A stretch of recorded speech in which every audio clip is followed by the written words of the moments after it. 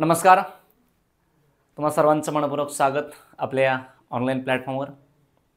आपण departmental PSI मुख्य परीक्षा कायद्याचा अभ्यास कसा केला पाहिजे यावर सेशन घेत आहोत। याच्यामध्ये IPचं सेकंड सेशन आहे आपलं। अर्थात याच्यामध्ये आपण जे सिलेबस आहे तो सिलेबस घेऊन आपण एक सोप्या पद्धतीमध्ये कसं शिकलं पाहिजे हे इथं पाहत आहोत। ठीक आहे, आपण प्रत्येक घटकावर असे सेशन घेणार आहोत। प्रत्येक कायद्यावर आपलं एक एक सेशन असेलच। IPचं वेटेजसुद्धा जास्त आहे आणि भागसुद्धा इंटरेस्टिंग आहे खरंच, त्यामुळे आपण ह्याच्यावर अजून एक सेशन घेतो तिथे। तत्पूर्वी तुम्हाला जी की आली आहे त्याच्यावर मी एक पहिल्या सेशनमध्ये सांगितलंच आहे की सेकंड कीनुसार काय उलथापालथ झाली तर काहीच नाही आहे, फक्त आणि फक्त एक प्रश्नांचं ते उलथापालथ आहे। त्यामुळे 34च्या आसपास मिनिट लागण्याची शक्यता मी सांगितली आहे। 36पर्यंत जाणार नाही, 36च्या खाली लागेल आणि 34पर्यंत येईल। 34ला लागेल किंवा 33ला बी येऊ शकतं, रेशिओवर डिपेंड आहे। मी क्लिअर सर्वप्रथम असं की चॅनलवर असाल सबस्क्राईब करून टाका, तुम्हाला त्याचा फायदा होईलच। नोटिफिकेशन येत राहतात, नोटिफिकेशन येतील। आणि दुसरी गोष्ट अशी की मी आतापर्यंत नॉट रिचेबल होतो, म्हणजे काही जणांच्या संपर्कात नव्हतो, म्हणजे बऱ्याच जणांकडे नंबर नव्हते माझे। तर एक नंबर हा इथं नोट डाऊन करून घ्या, 99 22 48 5500। ठीक आहे, हा नंबर आहे। याच्यावर तुमचे जे काही प्रश्न असतील तर त्याच्यावर तुम्ही व्हॉट्सअप मेसेज फोन कोणत्याही मार्गाने संपर्क साधू शकता। ठीक आहे, आता याच्यामध्ये पुढचा प्रश्न आपला भाग असा आहे याच्यात की वेळ न घालवता की अभ्यास कसा केला पाहिजे। याच्यामध्ये मी एक कंटेंट घेतो असा की एक चोरीचा कंटेंट आपल्याकडे। समजा आपलं काय सांगितले IPC जे काही प्रकरण आहेत आणि त्याच्यामध्ये असणारे कलम आहेत, तर हे प्रकरण 16 मानवी शरीराविरोधी अपराध आणि 17मध्ये आपल्याला देखील सांगितले काय तर मालमत्तेविरोधी अपराध। ठीक आहे, अर्थात हे मालमत्तेविरोधी जे अपराध आहेत याच्यामध्ये IPCचं ठीक आहे प्रकरण ह्या 17मध्ये काय सांगितले 378 कलम 378 पासून 461 पर्यंत ही कलमे याच्यामध्ये सांगितलेत। या कलममध्ये मालमत्ते संदर्भात जे अपराध आहेत त्यांची तरतूद केलेली आहे। ठीक आहे, तर आपण हे पाहत असताना आपल्याला सांगितले घटनेमध्ये आपल्या कायद्यामध्ये सांगितले ही जी कलम आहे ही कुठूनपर्यंतची, हे 378 पासून पुढचा प्रश्न आपला विचारला जाईल। 378 मध्ये प्रश्न गेल्या वेळेस सुद्धा होता, यावेळेस सुद्धा विचारला जाईल, लक्षात ठेवायचं आहे। प्रश्न कसा विचारला ते आपलं उत्तर देणं अपेक्षित कसं हे सुद्धा आपल्याला आधी पहिलं लक्षात ठेवायचं, लक्षात घ्या। एक तर आता सुरुवात जी केली इथून चोरीपासून सुरुवात केली आहे।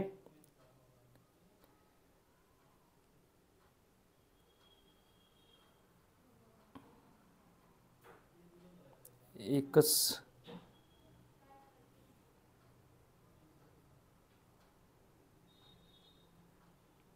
आपण बघा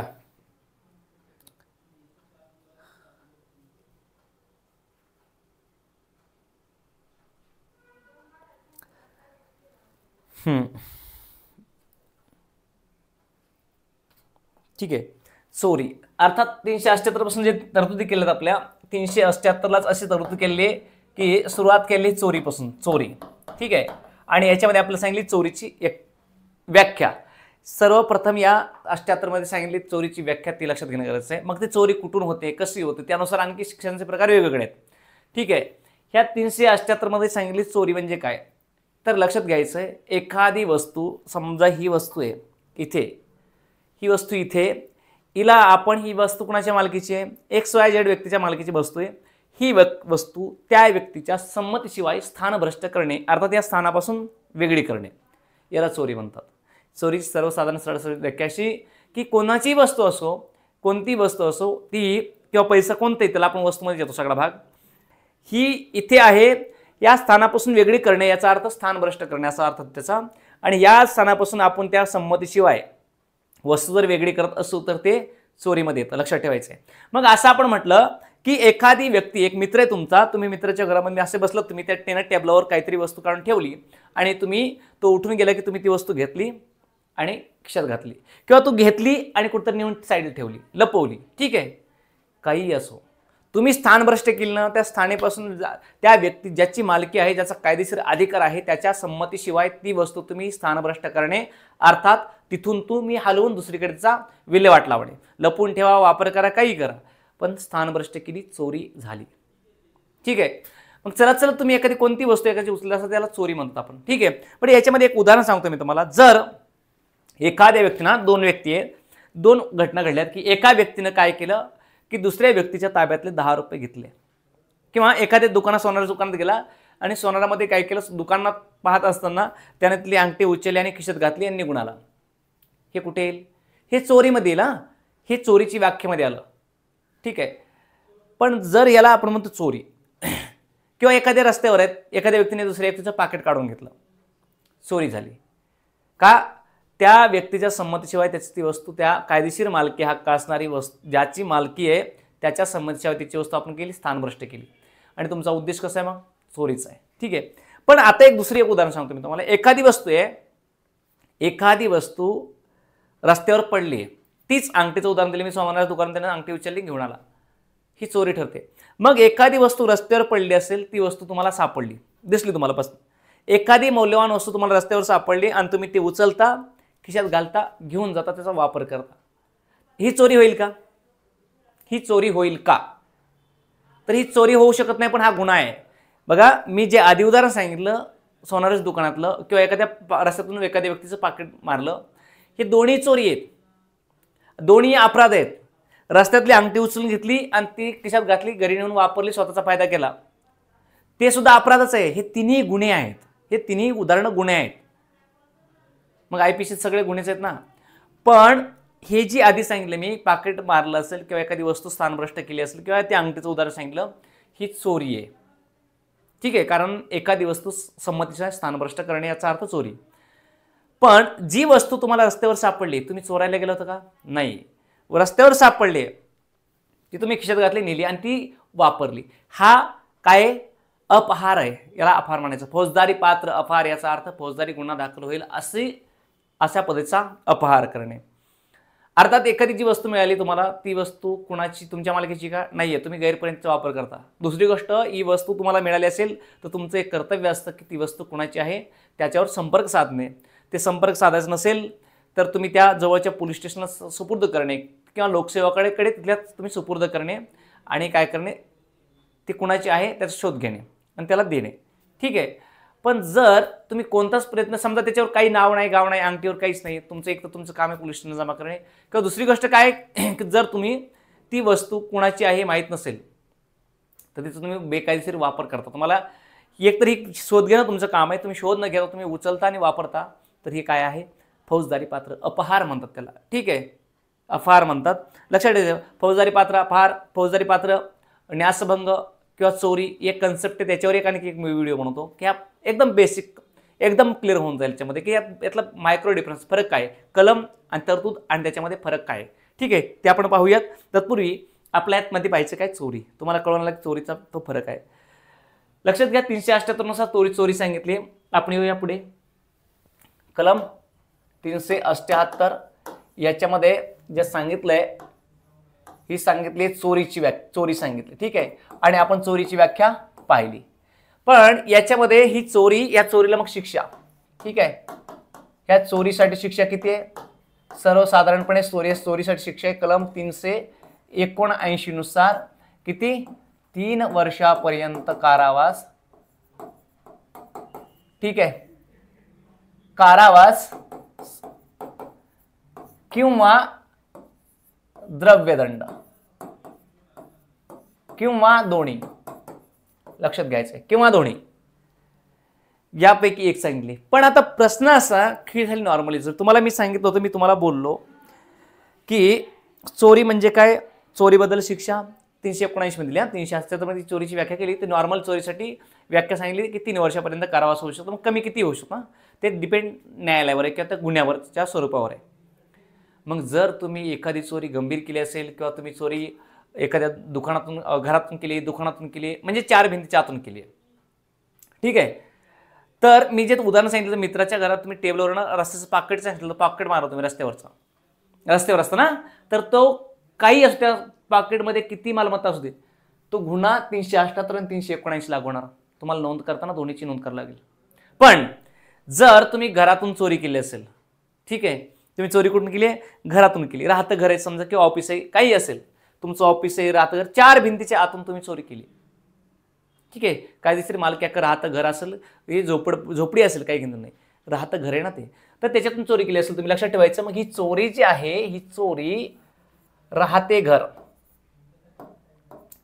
राहते घर, ठीक आहे, इथून चोरी करणे, राहत्या घरातून चोरी, ठीक आहे. आता मग वस्तू काय चोरली तुम्ही, कोणती चोरली, किती मौल्यवान चोरली, काही घेणं नाही. राहत्या घरातून चोरी केली ना, मग प्रश्न काय आहे की इथं तुम्हाला शिक्षा वाढणार आहे, कारण हा गुन्हा अजून गंभीर स्वरूपाचा आहे. तुम्ही रस्त्यातून पाकिट मारलं होतं म्हणून तुम्हाला 378-79 लागलं, पण तुम्ही हे आता काय केले तर तुम्ही घरात जाऊन ते पाकिट मारले किंवा त्याचं सोनं आणलंय किंवा काही वस्तू एखादी चोरून आणली, तुम्ही स्थानभ्रष्ट केली, तर तुम्हाला 378 मध्ये सह काय लागणार आहे, 380 लागणार. लक्षात ठेवायचे 380. ठीक आहे, आपण काय पाहिलं 379, 380 राहत्या घरातून चोरी केली तर मग याला दंड शिक्षा जास्त आहे. आता बघा याच्यापेक्षा गंभीर गुन्हा हा आहे, मग आपल्याकडे शिक्षेचं स्वरूप कसं आहे, 1 वर्ष, 2 वर्ष, 3 वर्ष, 5 वर्ष, 7 वर्ष. बघा तुम्हाला गुन्ह्याला 4 वर्ष, 6 वर्ष, 8 वर्ष हे असा ऑड आकडा 9 वर्ष शिक्षा कुठंच नाही. बघा तुम्ही आयपीसी शोधून, तुम्हाला अनुभव आहेच कामाचा. 1 वर्ष असेल, 3 वर्ष असेल, 4 वर्ष, 1 वर्ष असेल, 2 वर्ष, 3 वर्ष आहे, 4 वर्ष नाही कुठंच, 5 वर्ष आहे, 6 वर्ष नाही कुठं, 7 वर्ष आहे पण 8 वर्ष नाही आहे, ठीक आहे, 10 वर्ष आहे, 9 वर्ष नाही, 8-9 वर्ष नाही पण 10 वर्ष शिक्षा आहे. ठीक आहे, लक्षात ठेवायचे ते आकडे. मग एक सेन्सचा भाग आहे आपला साधा. मग 380 नुसार आता 3 वर्षानंतर पुढे किती असेल, 5 असायला पाहिजे, पण 5 नाही, किती वर्षे, 7 वर्षापर्यंत कारावास, ठीक आहे, अधिक दंड. आता तुम्ही लक्षात ठेवायचे मित्रांनो, इथे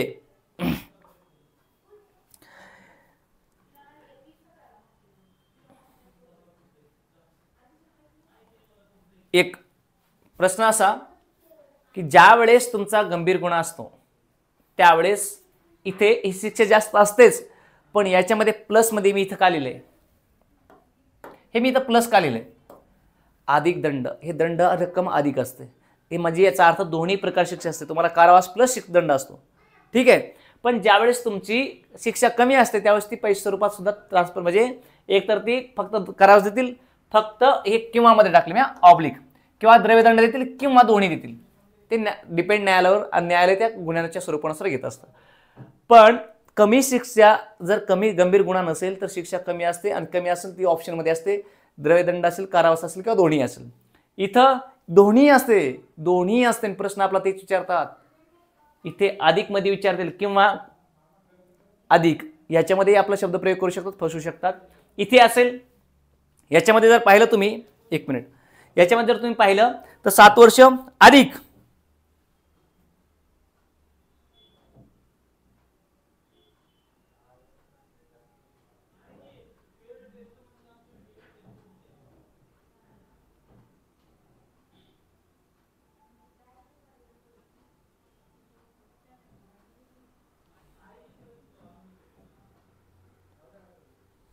सात वर्ष अधिक शिक्षा, एकच मिनिट,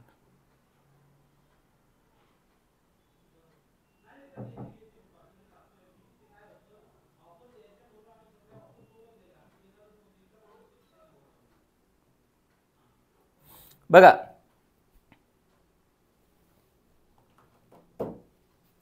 आपण काय म्हटलं, 7 वर्ष इथे ऑप्शनमध्ये इथं प्लसमध्ये, हा एक फरक लक्षात ठेवायचा.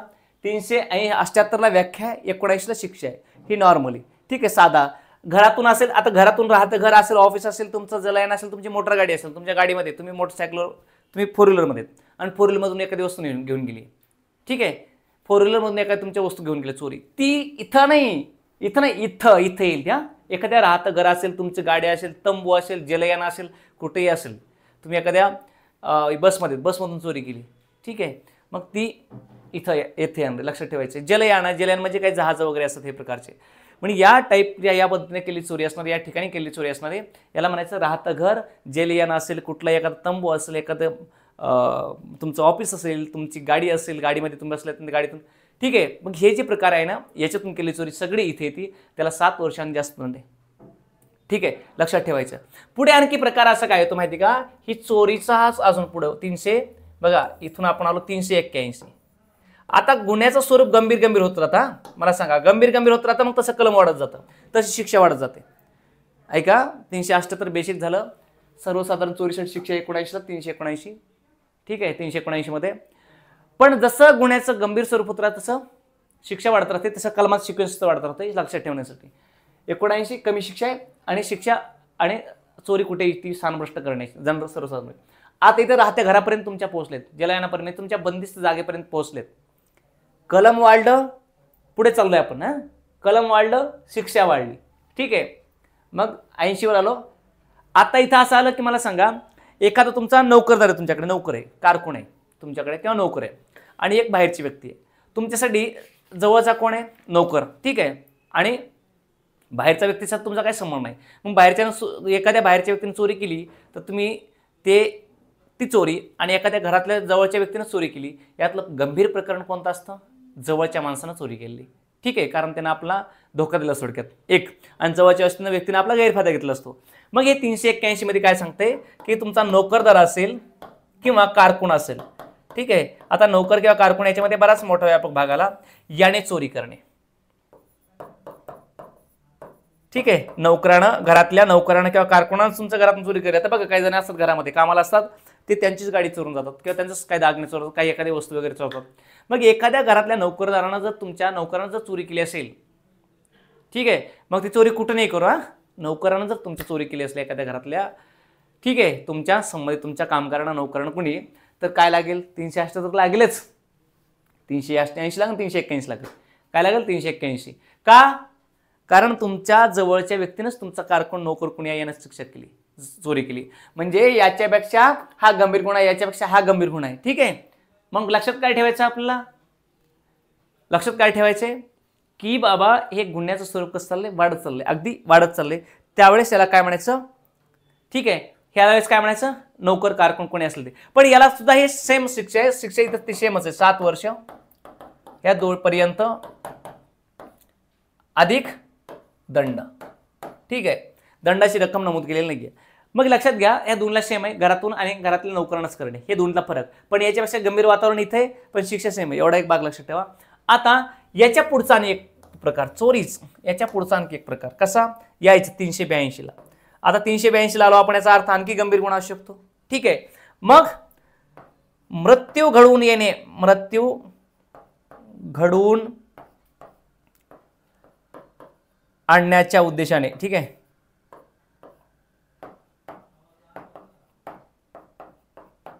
बघा अर्थात इथं काय होतं की चोरी आहे.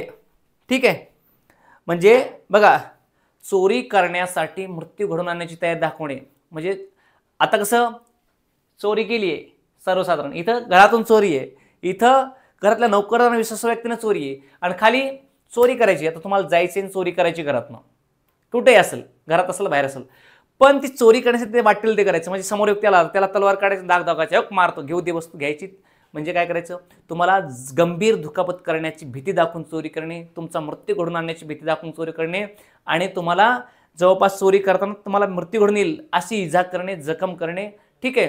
किंवा एखादी बघा चोर असं काय चोरी करताना ते समोरच्या व्यक्ती मेला तरी चालेल, पण त्याला ते काय करत चोरी करतातच, मग त्याला इजा केली, दुखापत केली. ठीक आहे. मग लक्षात ठेवायचं एखादा समजा एक व्यक्ती आहे आणि तिथं चोरी करायला गेले, चोर आले, त्यांनी चोरी करताना त्या व्यक्तीला बघितलं, ती चोरी करण्याच्या उद्देशात तो चोरी करत असताना ही व्यक्तीला प्रतिकार करायला गेली, कोणती ज्याची मालकी आहे ती व्यक्ती प्रतिकार करायला गेली.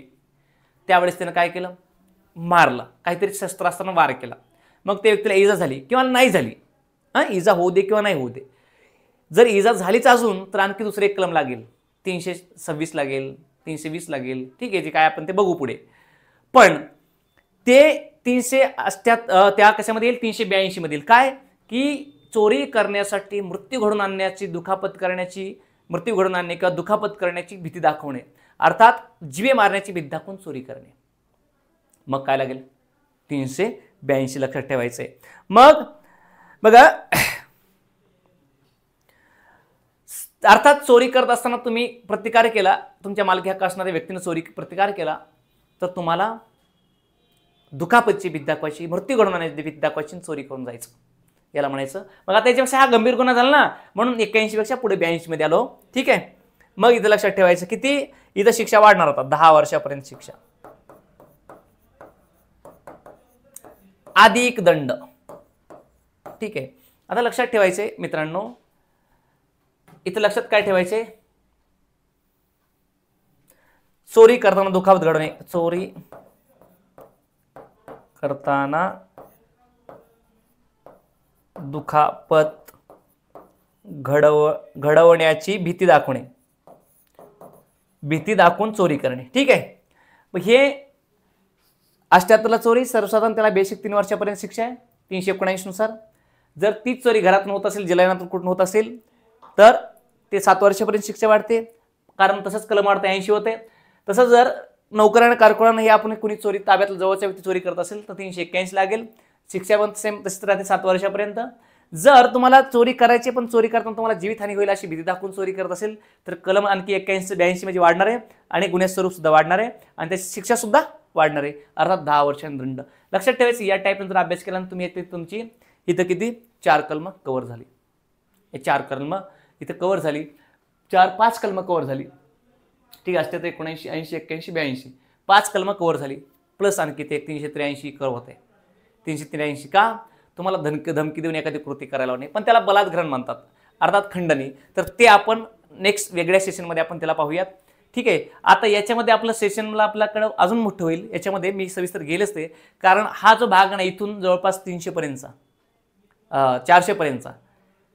ठीक आहे. 414 पर्यंत, म्हणजे ह्या कलम 78 पासून 414 पर्यंत तुम्हाला हे 412 पर्यंत तुम्हाला हे 412 पर्यंत एका चार्टमध्ये तुम्हाला शिकता येते.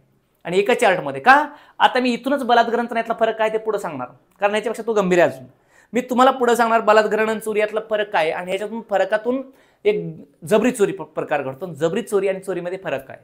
ठीक आहे. आणि त्याच्यातून पुन्हा आणखी घडतं ते, त्याला म्हणतो आपण काय, तर दरोडा.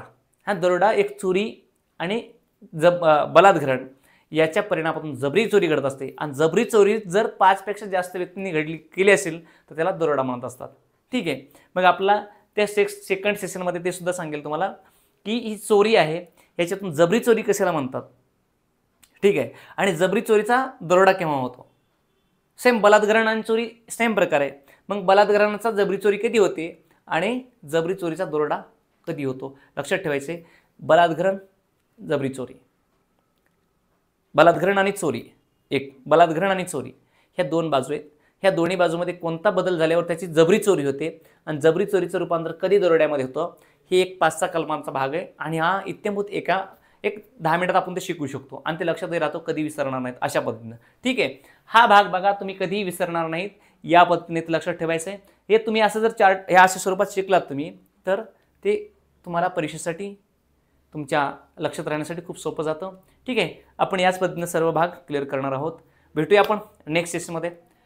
काय तुमच्या कमेंट्स असतील तर नक्कीच कमेंट बॉक्समध्ये कळवा. सेशनमध्ये याच्यामध्ये तुम्हाला टीचिंगचं तुम्हाला समजतं का, तेही कमेंट बॉक्समध्ये कळवा. आणि तुमच्या काही इन्क्वायरी असेल तर ते सुद्धा कॉन्टॅक्ट नंबर मी तुम्हाला दिला आहे सुरुवातीलाच 9922485500 यावर तुम्ही कॉन्टॅक्ट करू शकता आणि संपर्क करू शकता. भेटूयात आपण नेक्स्ट सेशनमध्ये. थँक्यू.